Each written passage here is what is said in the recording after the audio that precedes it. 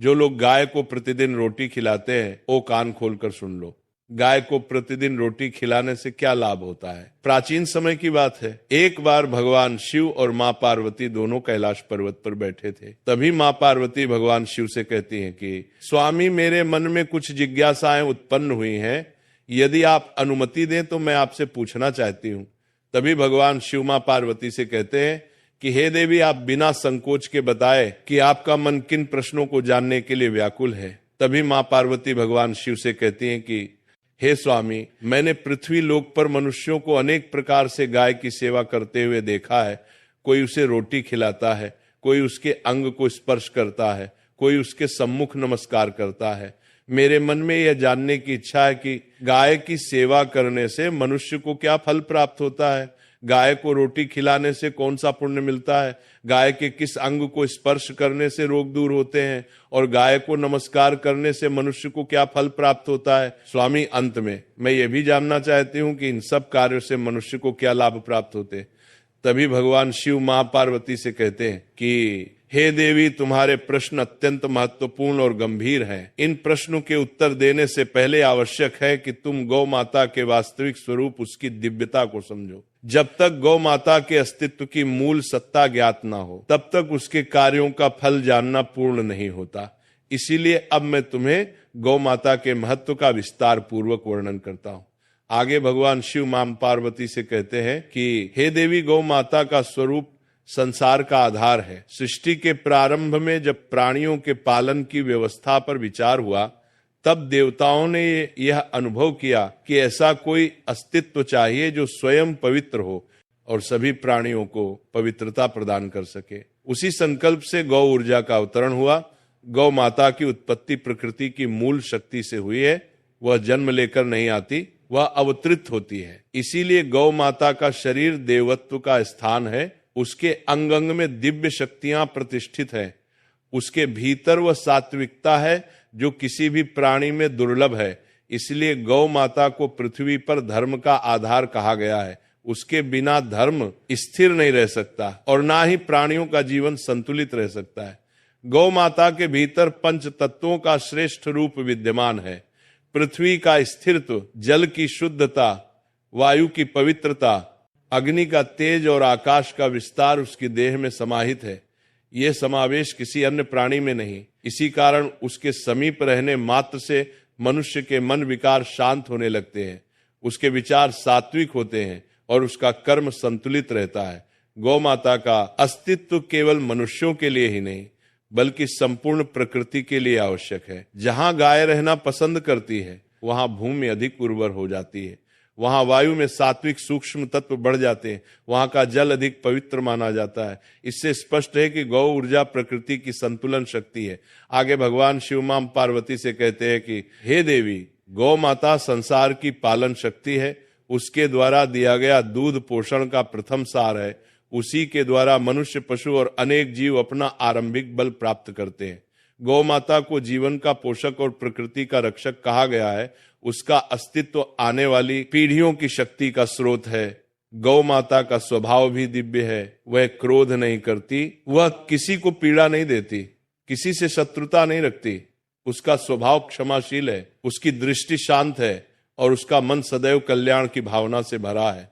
यही कारण है कि उसके आसपास रहने वाले प्राणी भी शांत, स्थिर और निरामय रहना प्रारंभ कर देते हैं। इसीलिए गौ माता को संसार में माता कहा गया है। और यह केवल भाव का नहीं, सत्य का शब्द है। वह प्राणियों को जन्म नहीं देती परंतु उनके जीवन को धारण करती है।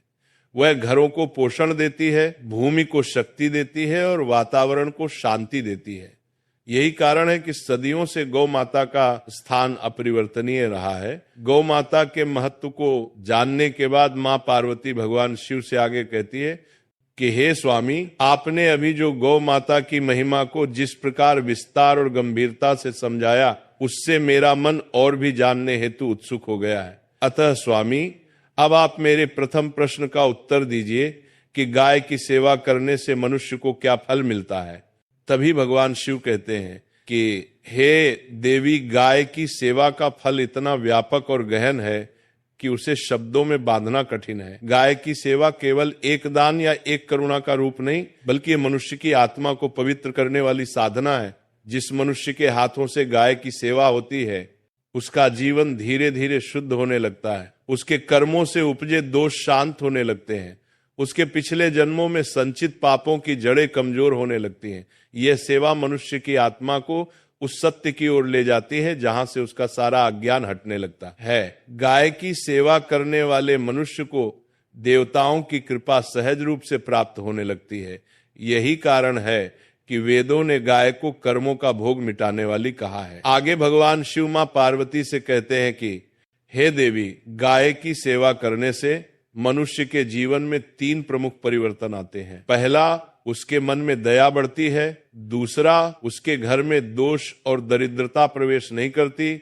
और तीसरा, उसके जीवन में सौभाग्य स्थायी हो जाता है। अतः हे देवी, गाय की सेवा का फल केवल एक लोक में नहीं, अनेक लोकों तक साथ चलता है। अब मैं तुम्हें एक विस्तृत कथा सुनाता हूं जिससे तुम समझ सकोगे कि गाय की सेवा मनुष्य के जीवन की दिशा कैसे बदल देती है। भगवान शिव मां पार्वती को कथा सुनाना प्रारंभ करते हैं। हे देवी, बहुत समय पहले मधुर नामक राज्य में एक व्यक्ति रहता था। उसका नाम अर्जुन दास था। उसका जीवन प्रारंभ से ही संघर्षों से भरा था। वह कितनी भी मेहनत करता, उसके हाथ में सफलता नहीं आती। उसका घर कर्ज में डूबा रहता। व्यापार करता तो घाटा, खेती करता तो सूखा, किसी का सहारा मांगता तो निराशा ही मिलती। धीरे धीरे वह जीवन से हारने लगा। एक दिन वे नगर से बाहर जा रहा था कि रास्ते में उसे एक घायल गाय दिखाई दी। उसकी पीठ पर घाव था और शरीर कमजोर होने लगा था। अर्जुन दास के पास धन नहीं था, परंतु उसके हृदय में दया थी। वो बोला, मेरे पास देने को कुछ नहीं, पर सेवा करने का भाव अवश्य है। वह समीप के कुएं से पानी लाया, घास इकट्ठी की और उसने गाय के घाव पर मिट्टी का लेप किया और उसके पास बैठा रहा। उसी समय उस घायल गौ माता ने मन ही मन उसे आशीर्वाद दिया और कहा कि तूने मेरे घावों को छुआ है, मैं तेरे जीवन के घाव भर दूंगी। अर्जुन दास को यह आशीर्वाद सुनाई नहीं दिया, परंतु उसके जीवन में परिवर्तन शुरू हो चुका था। अगले दिन उसी स्थान पर एक वृद्ध ब्राह्मण आया और बोला, गौ सेवा करने वाले को मैं एक मंत्र देता हूं, ये मंत्र तुझे कष्टों से मुक्त करेगा। उसने अर्जुन दास को गौ सेवा मंत्र दिया और कहा कि वह प्रतिदिन गायों की सेवा करें। अर्जुन दास ने इसे जीवन का धर्म बना लिया। वह प्रतिदिन घास काटता, गायों को खिलाता, उन्हें स्नान कराता और प्रेम से उनका स्पर्श करता। कुछ ही महीनों में उसका जीवन बदलने लगा। फसल भरपूर होने लगी, व्यापार में लाभ हुआ, कर्ज उतर गया, लोग उसे सम्मान देने लगे। आगे भगवान शिव मां पार्वती से कहते हैं कि हे देवी, ये परिवर्तन अचानक नहीं आया था, ये गाय की सेवा से उत्पन्न पुण्य का फल था। उसके बाद अर्जुन दास ने अपना जीवन गौ सेवा में लगा दिया। वह दिन भर का कुछ भाग गायों के लिए रखता, उन्हें चारा देता, उनका रक्षण करता। अंत में जब वृद्ध होकर मृत्यु के समीप पहुंचा, तब उसे दिव्य दृश्य दिखाई दिया। गाय के रूप में खड़ी एक तेजस्वी शक्ति ने कहा कि तेरी सेवा का फल यह है कि मृत्यु के बाद तुझे वह लोक मिलेगा जहां दुख का अस्तित्व नहीं। और इसके बाद अर्जुन दास की आत्मा उसी दिव्य लोक में चली गई जहां पुण्य आत्माएं निवास करती हैं। आगे भगवान शिव मां पार्वती से कहते हैं कि हे देवी, ये कथा बताती है कि गाय की सेवा मनुष्य के जीवन और जीवन के बाद का भविष्य दोनों बदल सकती है। जिस मनुष्य के हाथों से गौ सेवा होती है, उसके जीवन में ऐसे चमत्कार होते हैं जो केवल भाग्य नहीं बल्कि उसके पुण्य का परिणाम होते हैं। आगे मां पार्वती भगवान शिव से कहती हैं कि हे स्वामी, आपने पहले प्रश्न का उत्तर और उससे जुड़ी कथा अत्यंत विस्तार और गंभीरता से कही। अब आप मेरे दूसरे प्रश्न का उत्तर दीजिए कि गाय को रोटी खिलाने से मनुष्य को क्या फल प्राप्त होता है। तभी भगवान शिव मां गौरा से कहते हैं कि हे देवी, गाय को रोटी खिलाना केवल भोजन दान नहीं, बल्कि यह मनुष्य के भाग्य, मानसिक शांति और गृहस्थ जीवन की स्थिरता को मजबूत करने वाला कर्म है। जब मनुष्य गाय को रोटी खिलाता है तो वह अपने हाथों से अन्न को पवित्रता का स्पर्श देता है। गाय रोटी को ग्रहण करके उसे पुण्य में परिवर्तित कर देती है। ये पुण्य मनुष्य की रक्षा करता है, उसके घर में अन्न की कभी कमी नहीं होने देता और उसके परिवार के जीवन में सुख का संचार करता है। गाय को रोटी देने से मनुष्य को 3 विशेष फल प्राप्त होते हैं। पहला, उसके कर्मों की बाधाएं टूटती हैं। दूसरा उसके घर में अन्न और लक्ष्मी का स्थायी वास होता है, तीसरा उसके जीवन से अकाल अभाव और भूख का भय समाप्त होता है। आगे भगवान शिव मां पार्वती से कहते हैं कि हे देवी, अब मैं तुम्हें एक ऐसी विस्तृत कथा सुनाता हूं जो ये समझाती है कि गाय को रोटी खिलाना मनुष्य के भाग्य को किस प्रकार परिवर्तित कर देता है। सूर्यवंशी काल में मित्रसेन नाम का एक व्यक्ति रहता था। उसका जीवन अभावों से भरा हुआ था। उसके घर में अन्न की कमी थी। परिवार अक्सर भूखा सो जाता और उसकी आजीविका कभी स्थिर नहीं रहती। एक दिन मार्ग पर चलते हुए उसने देखा कि गाय दुबली, कमजोर और भूखी खड़ी है। किसी ने उसे ठीक से चारा नहीं दिया था। मित्रसेन के पास भी पूरा भोजन नहीं था। उसके पास केवल 2 रोटियां थीं, जिनमें से एक उसके अपने लिए थी और दूसरी अपनी पत्नी व पुत्र के लिए। परंतु हे देवी, दया जब हृदय में होती है तो परिस्थितियां छोटी पड़ जाती है। उसने सोचा मेरे पास कम है, पर गाय के पास तो कुछ भी नहीं। उसने अपनी दोनों रोटियां गाय के आगे रख दी। गाय ने प्रेम से दोनों रोटियां खा ली और उसे गहरी दृष्टि से देखा और उसी क्षण गाय उसके चारों ओर घूमी। मित्रसेन को लगा जैसे कुछ अदृश्य शक्ति उसके जीवन से बोझ हटाकर ले गई हो। इसके बाद से उसके जीवन में अद्भुत परिवर्तन होने लगे। जिस खेत में वह बीज डालता वहां भरपूर अनाज बनता था। जिस व्यापार को वह शुरू करता वह बढ़ने लगता। उसके घर में भोजन की इतनी प्रचुरता आई कि कभी भंडार खाली नहीं हुआ। धीरे धीरे वह नगर का सम्मानित व्यक्ति बन गया।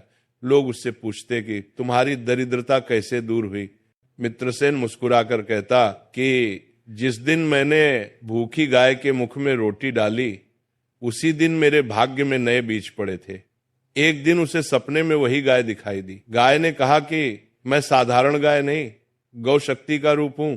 तेरे एक ग्रासदान ने तेरे जीवन की दिशा बदल दी। जिस रोटी को तूने त्यागा था वही तेरे लिए सौभाग्य और समृद्धि का कारण बनी। अगले दिन से मित्रसेन ने नियम बना लिया कि वह प्रतिदिन गाय को रोटी खिलाएगा। उसका घर समृद्ध रहा, परिवार स्वस्थ रहा और उसके कर्मों का पुण्य उसके बच्चों को भी प्राप्त हुआ। अंत में भगवान शिव मां पार्वती से कहते हैं कि हे देवी, इस कथा का सार यही है कि गाय को दी गई रोटी केवल अन्न नहीं रहती, वह मनुष्य के भाग्य को पोषित करने वाला पुण्य बन जाती है। आगे मां पार्वती भगवान शिव से कहती है कि हे स्वामी, आपने पहले और दूसरे प्रश्न के उत्तर तथा उनसे जुड़ी कथाएं अत्यंत स्पष्ट और कल्याणकारी कही। अब आप मेरे तीसरे प्रश्न का उत्तर दीजिए कि गाय के किस अंग को स्पर्श करने से रोग नष्ट होते हैं। तभी भगवान शिव कहते हैं कि हे देवी, गाय का प्रत्येक अंग दिव्यता से परिपूर्ण है, परंतु रोगों को शांत करने की विशेष शक्ति उसकी पीठ में स्थित है। मनुष्य जब गाय की पीठ को स्पर्श करता है तब वह केवल एक जीव को नहीं छूता, बल्कि वह उस दिव्य ऊर्जा तत्व को छूता है जो रोगों को नष्ट करने की क्षमता रखता है। गाय की पीठ पर ब्रह्म तेज का प्रवाह होता है। यही तेज मनुष्य के भीतर के विकारों और रोगों को शांत करता है। गाय की पीठ पर हाथ फेरने से शरीर की रोग प्रतिरोधक शक्ति जागृत होती है, मन की अस्थिरता शांत होती है। कई रोग जो मन के कारण उत्पन्न होते हैं वे स्वतः समाप्त हो जाते हैं। गाय की पीठ मानव शरीर में प्रवाहित प्राण शक्ति को संतुलित करती है। आगे भगवान शिव मां गौरा को इसी प्रश्न से जुड़ी कथा सुनाते हैं और कहते हैं कि हे देवी, प्राचीन काल में धर्मवीर नाम का एक अत्यंत बुद्धिमान परंतु रोगों से पीड़ित व्यक्ति था। वह जन्म से ही शरीर में दुर्बल था। चिकित्सा करवाता, तीर्थ करता, तप करता, परंतु उसका शरीर स्वस्थ नहीं होता। उसके माता पिता भी अत्यंत चिंतित रहते थे। समय बीतता गया, रोग बढ़ते रहे। एक दिन नगर में एक वृद्ध साधु आया। लोग कहते थे कि वह साधु बहुत जानकार है और उसके शब्द व्यर्थ नहीं जाते। तभी धर्मवीर भी उसके पास पहुंचा। साधु ने कहा, तेरे रोगों का उपचार औषधियों में नहीं, तुझे रोज कुछ समय गाय की पीठ का स्पर्श करना होगा। धर्मवीर ने आश्चर्य से पूछा, क्या केवल स्पर्श से रोग दूर होते हैं? वृद्ध साधु बोला, गाय की पीठ में देवत्व है। जब तू उसके तेज को ग्रहण करेगा तो तेरे विकार जड़ से समाप्त हो जाएंगे। धर्मवीर ने साधु के वचन स्वीकार कर लिए। अगले ही दिन से वह गांव की गौशाला में जाने लगा। वह गायों की सेवा करता, उनकी पीठ पर हाथ फेरता और कुछ देर उनके पास बैठता। कुछ ही दिनों में उसके भीतर बड़ा परिवर्तन होने लगा। पहले उसका मन शांत हुआ, फिर उसे नींद आने लगी, फिर उसका भोजन पचने लगा। धीरे धीरे उसके शरीर से दुर्बलता दूर होने लगी। 3 महीने बाद लोग आश्चर्य में पड़ गए। जो युवक वर्षों से रोगों से पीड़ित था वह अब स्वस्थ, प्रसन्न और बलवान हो गया था। धर्मवीर स्वयं कहने लगा, मेरी शक्ति का स्रोत कोई औषधि नहीं बल्कि गाय की पीठ का दिव्य स्पर्श है। यह परिवर्तन केवल शारीरिक नहीं था, उसका मन भी निर्मल हो गया। उसके भीतर आध्यात्मिकता का विकास हुआ। उसके जीवन में कई सफलताएं आने लगी। कुछ ही वर्षों में वह नगर का सबसे प्रिय, बुद्धिमान और सदाचारी पुरुष बन गया। तो लोग उससे पूछते, तुम्हारे रोग कैसे मिटे? धर्मवीर मुस्कुराकर कहता, गाय की पीठ पर हाथ फेरने से मेरा भाग्य और शरीर दोनों स्वस्थ हुए। मैंने जीवन में जो भी पाया वह उसी स्पर्श का वरदान है। अंत में भगवान शिव कहते हैं कि हे देवी, यही कारण है कि गाय की पीठ को स्पर्श करने को रोगनाशक कहा गया है। गाय की पीठ मनुष्य के भीतर की नकारात्मक ऊर्जा को शांत करती है, उसके रोगों को दूर करती है और उसके शरीर व मन में ऐसी शक्ति उत्पन्न करती है जो किसी औषधि से नहीं मिलती। अंत में भगवान शिव ने मां गौरा से कहा कि हे देवी, अब मैं तुम्हें वो अंतिम सार बताता हूं जो गौ माता की संपूर्ण महिमा का निचोड़ है। जैसे अमृत की एक बूंद समुद्र का स्वाद समझा देती है, वैसे ही यह सार तुम्हें गौ माता के संपूर्ण स्वरूप को समझा देगा। हे देवी, संपूर्ण सत्य यह है कि गौ माता धरती पर जीवित दिव्य शक्ति है। उसकी सेवा करने से मनुष्य का दुर्भाग्य दूर होता है, उसके घर में शांति और समृद्धि आती है और उसके पाप धूल की तरह नष्ट हो जाते हैं। और गौ माता को रोटी खिलाने वाला मनुष्य अपने जीवन में उन अवसरों को प्राप्त करता है जो केवल पुण्य से ही संभव होते हैं। उसके परिवार पर किसी भी प्रकार की दरिद्रता, कलह या काल का प्रभाव नहीं पड़ता। गौ माता के शरीर के किसी भी पवित्र अंग, विशेषकर उसके पीठ और कंधों को स्पर्श करने से रोगों के प्रभाव शांत होते हैं, क्योंकि उसमें देवताओं का तेज विद्यमान होता है। साथ ही गौ माता को नमस्कार करने से मनुष्य का अहंकार मिटता है, मन शांत होता है और मनुष्य के भीतर ऐसा